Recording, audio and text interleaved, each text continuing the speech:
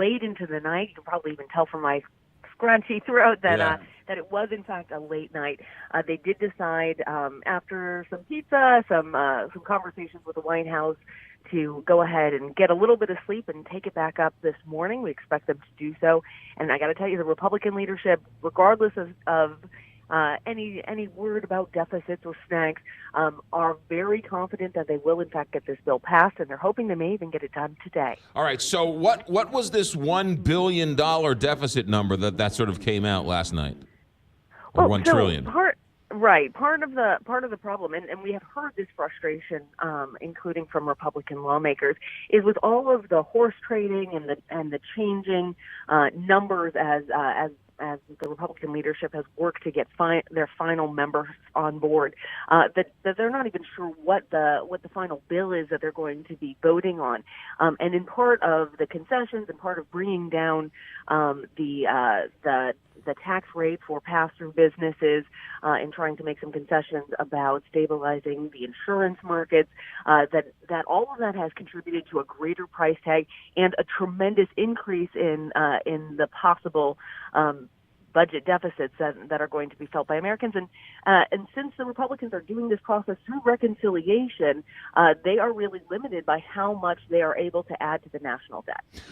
It seems surprising that the two biggest deficit hawks, Flake and Corker, are the ones causing the biggest stink on this, and everyone else has fallen in line.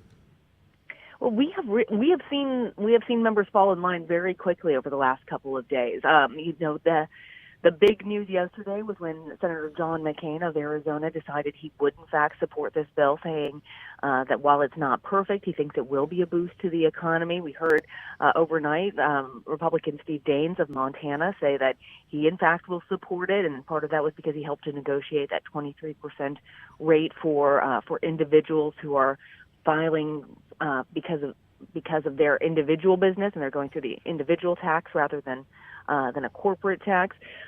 So with all of these individual concessions, we are seeing the members come in line. But the other thing that we're hearing with all of that is members over in the House say, wait, this is not the bill that we signed up for. And so there is going to be a difficult process of reconciliation. But you're hearing this little snag, and it's hard to tell how much is a big story and how much is a little snag, but you're hearing that they might vote on this today to pass it out of the Senate. Certainly the snag is being downplayed. They are hoping that they can get it all worked out. And we have seen that commitment to try and get it out of the Senate today, if possible. But again, this is a big, weighty bill with lots of implications for Americans. So it's quite possible it'll take a little bit longer than that, but they are certainly pushing forward, and that is the goal. Lana Zak, ABC News correspondent. Go get a lozenge. Stop talking, and we'll talk to you tomorrow. Thanks, McGraw. All right, 624.